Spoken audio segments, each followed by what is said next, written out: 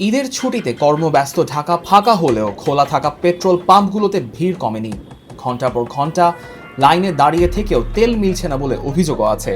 Pump মালিকদের মতে এখন যে মাত্রায় তেল সরবরাহ করা হচ্ছে তা লাখ লাখ মোটরসাইকেল ও অন্যান্য গ্রাহকের চাহিদার তুলনায় অপ্রতুল। ফলে সারা দেশের পেট্রোল পাম্পগুলোতে পরিস্থিতি জটিল ধারণ করেছে। Bangladesh petrol pump dealers, distributors, agents and petrol pump owners অ্যাসোসিয়েশনের একটি অংশের মতে এই পরিস্থিতির কারণে গ্রাহকদের মধ্যে ব্যাপক হতাশা তৈরি হয়েছে। অন্যদিকে গ্রাহকদের সামলাতে গিয়ে পাম্পের কর্মীদেরকে বাকবিতণ্ডার মধ্যেও পড়তে হচ্ছে। বাংলাদেশ পেট্রোল পাম্প ওনার্স অ্যাসোসিয়েশনের সভাপতি সৈয়দ সাজ্জাদুল করিম কাবুল দ্য ডেইলি স্টারকে বলেন, পেট্রোল পাম্পগুলোর সরবরাহের একটি নির্দিষ্ট সীমা আছে যা অতিক্রম করা সম্ভব নয়। চাইলেই একবারে হাজার হাজার লিটার জ্বালানি দেওয়া সম্ভব নয়, কিন্তু অনেক গ্রাহক এই কথা বুঝতে চান না। মানুষ যেন আতঙ্কিত হয়ে অতিরিক্ত জ্বালানি না কেনে, সেটাই তারা চান।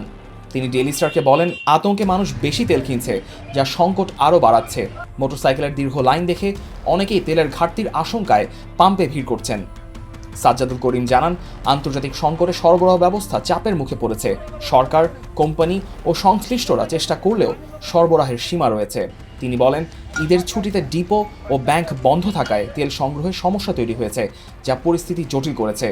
এখনই ব্যবস্থা না নিলে সংকট আরও বাড়তে পারে বলে সতর্ক করেন তিনি। পাশাপাশি পেট্রোল পাম্পগুলোর নিরাপত্তা জোরদারের দাবি জানান।